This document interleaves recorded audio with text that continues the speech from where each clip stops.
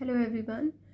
Today we are going to discuss about the next topic, that is diversification of agriculture activities. इससे पहले हमने जो पढ़ा था वो एग्रीकल्चर मार्केटिंग के बारे में पढ़ा था कि there was a instance need of in your country to give focus on agriculture marketing, क्योंकि आपकी जो कंट्री थी वो एग्रीकल्चर मार्केटिंग में बहुत वीक थी, तो उस टाइम एग्रीकल्चर मार्केटिंग को करना बहुत ज़रूरी था. तो हमने ये भी पढ़ा था that what were the measures which were taken by the government to improve agriculture marketing.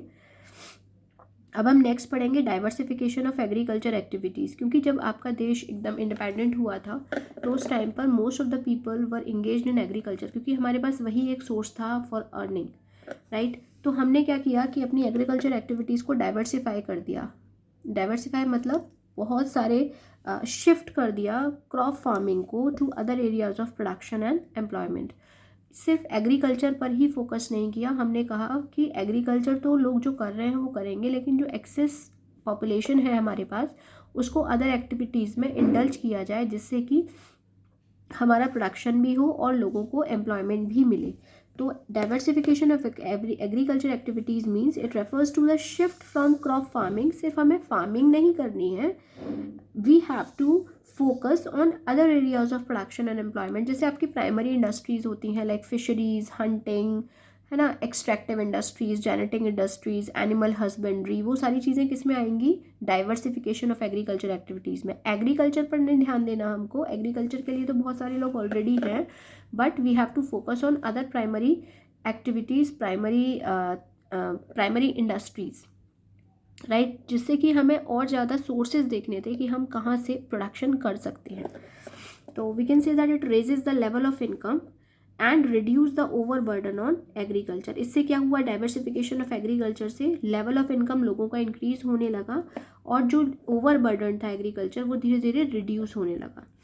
तो हमने कैसे डाइवर्सिफाई किया? डाइवर्सिफिकेशन ऑफ क्रॉप फार्मिंग, जहाँ पर जैसे हम सिंगल क्रॉपिंग करते थे, जैसे हमने वीट था या राइस था वो हमने ग्रो किया और उसके बाद उसको कल्टीवेट किया. आफ्टर दैट जब हमने उसको हार्वेस्ट कर लिया उसके बाद फिर 6 महीने तक आपकी जो ज़मीनें थी वो ऐसे ही उस पर कुछ भी प्रोडक्शन नहीं करते थे. तो हमने सोचा कि ये जो 6 महीने हमारा जो गैप होता है इसमें हम और दूसरी कोई क्रॉप जो उस पर्टिकुलर वेदर की हो हम उसको प्रोड्यूस करेंगे. तो इसका मतलब क्या हुआ कि हमने क्रॉप फार्मिंग को किस तरीके से डाइवर्सिफाई किया? सिंगल क्रॉपिंग को मल्टीपल क्रॉपिंग में कन्वर्ट कर दिया. हम बहुत सारी क्रॉप उगाने लगे, ग्रो करने लगे. Next is diversification of productive activities. हमने प्रोडक्टिव एक्टिविटीज़ में भी अपना डाइवर्सिफिकेशन किया, जो भी मैंने आपको बताया था कि प्राइमरी सेक्टर पर हमने ज़्यादा ध्यान देना स्टार्ट किया, यानी कि नॉन फार्मिंग एक्टिविटीज़ पर हमने ज़्यादा ध्यान देना शुरू किया.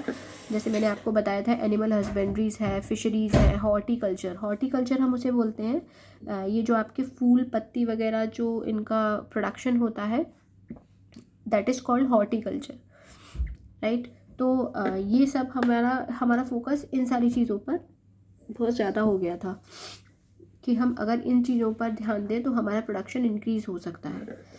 इसके बाद the next topic is sustainable development.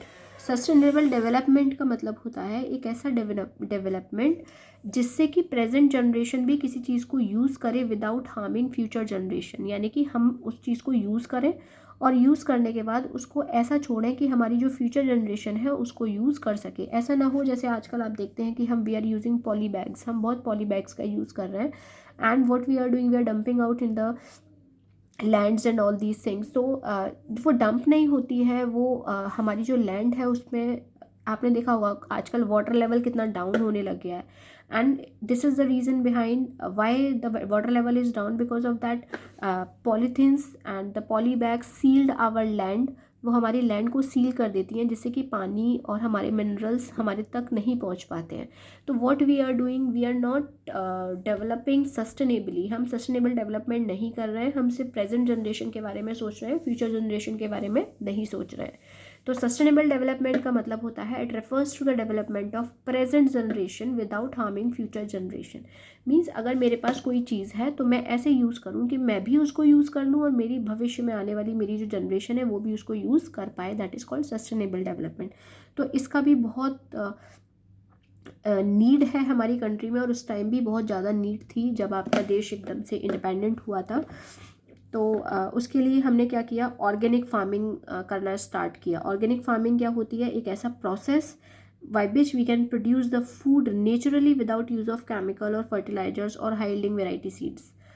एक ऐसा मेथड, एक ऐसा टेक्निक जिससे हम जो भी आपका प्रोडक्शन है, जो भी आपका फूड प्रोड्यूस करते हैं आप, उसमें बहुत ज़्यादा केमिकल्स का यूज़ ना हो, राइट। क्योंकि अगर हम ज़्यादा एक्सेसिव यूज़ ऑफ केमिकल्स करते हैं, हाइलिंग वेराइटी सीड्स का यूज़ करते हैं, तो उससे इनफर्टिलिटी, यानी कि आपकी जो लैंड है उसकी इनफर्टाइल होने के चांसेस ज़्यादा होते हैं। तो अभी तो हम यूज़ कर पा रहे हैं उसे, but after some time our future generation will not use that land, right? So we have to use our resources in such a manner so that whatever the resources we are using presently, our future generation can use it also, right. तो organic farming हम उसे बोलते हैं। अब organic farming के क्या benefits होते हैं हमको।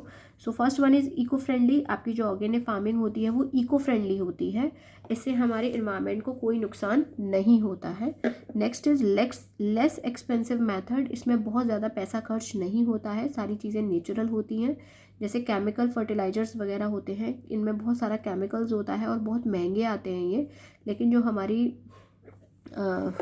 ये जो होती है हमारी नेचुरल चीज़ें जो होती हैं, नेचुरल डिकम्पोजर्स जो होते हैं, ये सब हमारे लिए बहुत बेनिफिशियल होते हैं और इनएक्सपेंसिव मेथड होता है ये।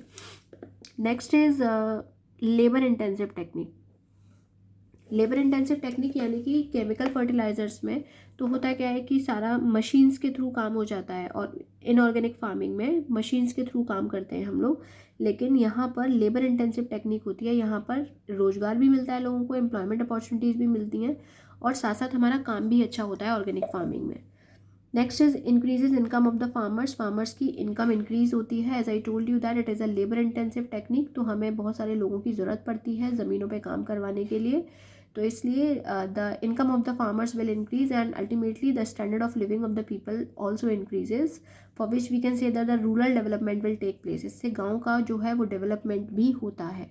And the last one is healthier. जो आपके ऑर्गेनिक क्रॉप्स जो होती हैं, ऑर्गेनिक फार्मिंग से जो ग्रो किए हुए क्रॉप्स हैं या ग्रेन्स हैं, वो सब हमारे लिए बहुत हेल्दी होती हैं, क्योंकि उसमें किसी भी तरीके का कोई केमिकल यूज़ नहीं कर रहे हैं हम लोग, राइट। तो ये these are some of the benefits of organic farming. So thank you so much for watching the video.